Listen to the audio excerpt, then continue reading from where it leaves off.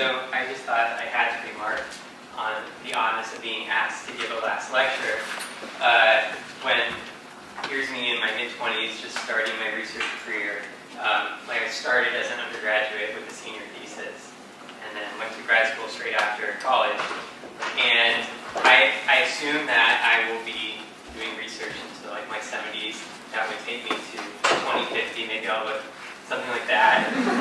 So here we are at 2010, which when you see it on the timeline, there's a lot of time left, but there actually is a significant chunk that has elapsed. So, I think it was actually kind of fun to think about how might I summarize like various things I've been doing for the last 10 years. So let me give you a little introduction about who I am and what I study before I talk more specifically about the research, since I don't know many of you. So in the broadest category for who I am is a psychologist, and psychology is a very disparate discipline with lots of subfields. What unifies us is the experimental study of human thought and behavior.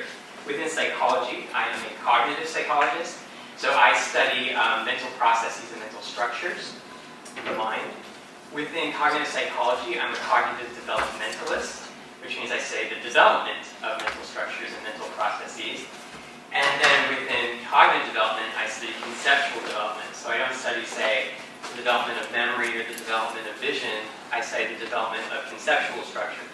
So there's a lot of layers that you dig down to get to exactly what I do. But that's the nature of professional training. You go to graduate school and you specialize in something pretty narrow. So this is what conceptual developmentalists do in a nutshell. We're basically interested in characterizing conceptual systems, their initial starting state and their final state, maybe a series of intermediate states. And so one task is to characterize each of those states, and then also another task is to characterize the learning mechanisms that will take you from one state to the next. And we don't do this in a vacuum.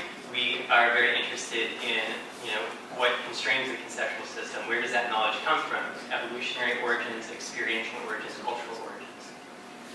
So within conceptual development, I sort of have two lines of research. One line of research is looking at the acquisition of domain-specific concepts. So what I mean by that is concepts in a particular content area. Like when you go to school, you have subjects that you study, math, chemistry, biology, history. So some of the domains that I've looked at are biology, and these are some relevant concepts within that domain, geometry, religion. And I'm going to talk about the biology and religion parts today. But I'm also going to connect that with my other line of research, which is looking at the acquisition of domain-general inference strategies. So that means patterns of reasoning, patterns of ways of drawing inferences that cut across domains. It's not specific to just, say, biology. And so some domain-general inference strategies I've studied are modal reasoning, which is reasoning about possibility and necessity, moral reasoning, reasoning about permissibility, obligation, and evidential reasoning about how evidence supports various claims and when it doesn't. All right, so I thought, before actually getting into the research, you might wonder, why I've introduced myself as a cognitive psychologist, but then very quickly I retracted and said I'm actually a cognitive developmentalist. Sometimes I'm classified as a developmental psychologist, but not here at Oxford because we already have one of those, so I'm the cognitive psychologist. But what's the point? Why would a cognitive psychologist be interested in development? And some developmental psychologists are generally interested in like children or infants or adolescents. They just want to know everything there is to know about children.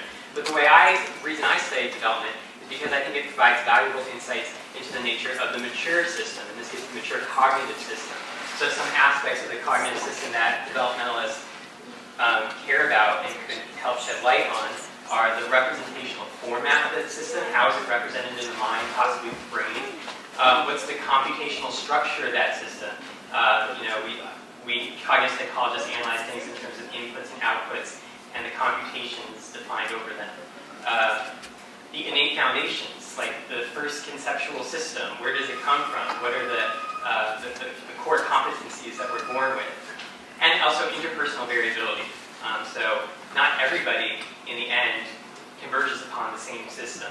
And so there's some questions about why that is and development sheds light on that. All right, so I'm actually going to talk a lot about variability today. That's sort of the focus, but I'm going to come back and talk about each of these a little bit more at the very end. So first I wanted to talk about some work I've done on the understanding of evolution and developmental constraints, specifically on beliefs about evolution.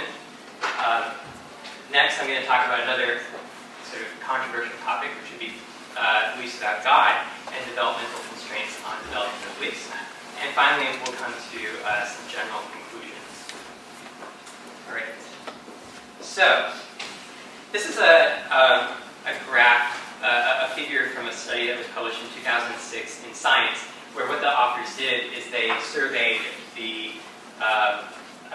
groups from 40 different industrialized nations about whether or not they believe that humans have evolved from other organisms. The blue bars here denote the percent of respondents who said that's true. The red bars, the percent that said it's false. And the tan bars they were not sure.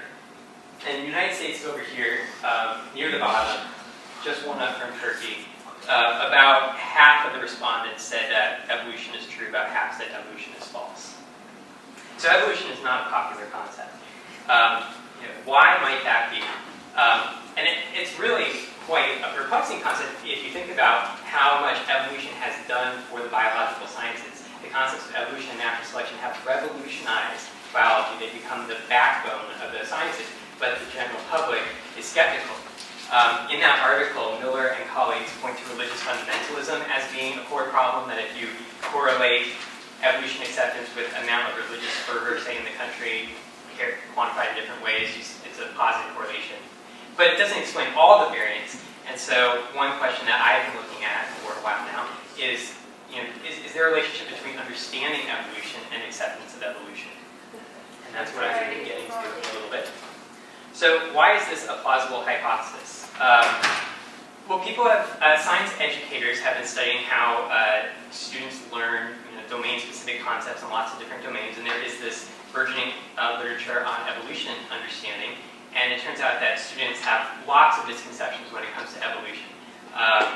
So here's some examples. Students often conflate mutation with adaptation, assuming that organisms are going to have offspring that are automatically more adapted to the environment than they were, when in fact mutations are random and they're not necessarily in the direction that would be adapted for the individual. They conflate individual adaptation with species adaptation. So, if a wolf develops a thicker coat of fur in a cold climate, students will interpret that as an example of evolution, when in fact the changes in the lifetime of an individual are not going to be transmitted to the next generation. And students also prefer teleological explanations to mechanistic explanations of biological adaptation. So, why do ducks have webbed feet? A lot of students think a perfectly reasonable, perfectly satisfying answer is because they need webbed feet in order to swim. So appealing to need is seen as the ultimate explanation, and you don't need to get into the mechanisms of evolution. So I would say students, it turns out it doesn't matter what students you survey. It could be elementary school students, middle school students, college students, medical school students. Pretty much everybody holds these misconceptions. I mean, a proportion of those populations hold these misconceptions. And, it's not so surprising that people hold these misconceptions because we didn't always understand how evolution works. There's this study, a lot of people have studied in the history of science the evolution of the theory of evolution. And one particularly influential analysis was done by Ernst Mayr. And he draws this general distinction between pre-Darwinian theories and post-Darwinian theories as a distinction between transformational theories and variational theories. And I'm going to explain this jargon because it's going to matter as we proceed. So, variational theories of evolution are like the right theories of evolution. They construe evolution as the selective propagation of within species variation. I'm just going to put this out in words and then I'm going to illustrate it, so I think the illustrations will make it more intuitive. But first, the words. Transformational theories, on the other hand, are the wrong theories. They're the pre-Darwinian theories, the theories that we know don't work. And in those theories, evolution is construed as the transformation of an entire species. It's not the selective propagation of some members of the species. The whole species changes. It's really the